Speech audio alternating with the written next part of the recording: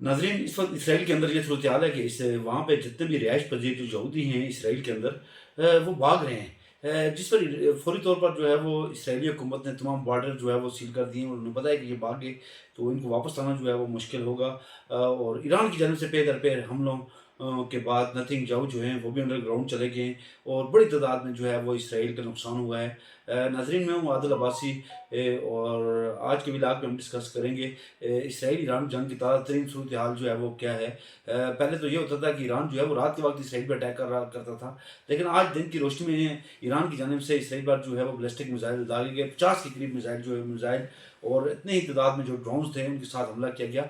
और ये हमला इस कदर शदीद था कि तेल अवीव के अंदर जो है मोसाद का जो हेड क्वार्टर था उसको मुकम्मल तौर पर तबाह कर दिया गया है। इसके अलावा इसराइली बंदरगाहों पे जो है वो हमला हुआ है, और उसके अलावा उसके एयरपोर्ट को वो निशाना बनाया गया और उसके साथ साथ उसके जो फौज का जो था हेड क्वार्टर उस पर भी जो है आज ड्रोन से और मिसाइल के साथ हमला किया गया है। और जो इसराइल का ड्रोन सिस्टम है वो मुकम्मल तौर पर तबाह और बर्बाद हो चुका है। आज दिन को जो जो हमला हुआ है इसमें अभी तक अगर हालातों की बात करें, क्योंकि नाज़रीन आपको मालूम है कि इसराइल जो है वो हक़ाइक़ छुपा रहा है, कोई फ़ोटो कोई वीडियो नहीं बनाई जा रही, वहाँ पे बड़ी सख्ती है, वहाँ पे आप सवाल नहीं कर सकते। आप ये समझें कि वहाँ पे मार्शल लॉ से भी सख्त कानून इसराइल के अंदर जो है वो मौजूद हैं। लेकिन जो दीगर जो आज़ाद राय हैं जिसमें से राइटर हो गया, अल जज़ीरा न्यूज़ हो गया, उसके मुताबिक आज दिन को जो ईरान की जानिब से हमले हुए उसमें 23 के करीब जो है वो इसराइली जो हैं वो हलाक हुए हैं, और 150 के करीब जो है वो ज़ख्मी हुए हैं। और इसके साथ साथ आज की एक जो सबसे बड़ी खबर है कि इसराइली जो शहरी हैं वो अखबार निकले हैं और वो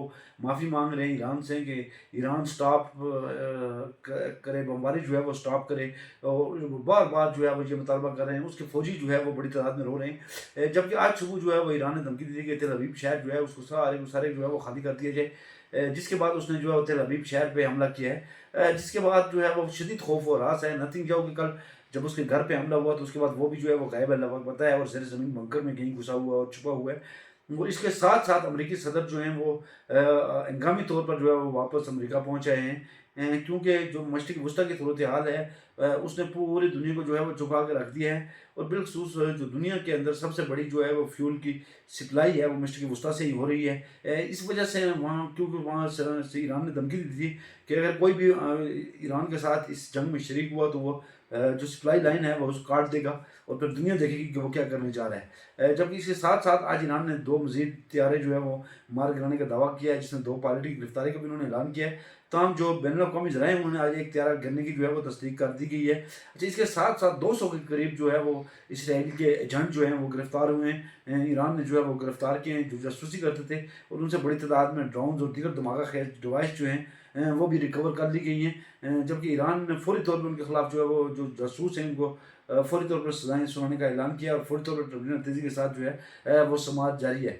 इधर ईरान की जानिब से अयातुल्लाह ख़ामेनी का यही कहना है कि जंग इसराइल ने शुरू की थी और इख्तिताम जो है वो हम करेंगे। जो इसराइल जो है वो शराफ़त की ज़बान जो है वो नहीं समझता, अमन की ज़बान नहीं समझता, और इसराइल न सिर्फ ईरान बल्कि तमाम मशरिक़ वस्ती और पूरी दुनिया के मुसलमानों के लिए ख़तरा है, और उसका सबक जो है वो सिखाया जाएगा। इसके साथ साथ चीनी सदर अभी आज मैदान में आ गए हैं। उन्होंने अमेरिका को कहा है कि उसने माजी में सबक नहीं सीखा कि इससे पहले बरतानिया की सल्तनत थी तो कहता था कि दुनिया में मेरा सल्तनत में सूरज कभी गुरूब नहीं होता, और आज वो तारीख से मिट चुका है। और अब अमेरिका भी बार बार ऐसी गलतियाँ दोहरा रहा है कि वो भी तारीख से जो है वो जल्द मिटने वाला है। नाज़रीन, अपना और अपने लोगों का ख्याल रखिएगा। कल फिर आपकी खिदमत में हाज़िर होंगे। अल्लाह हाफ़िज़।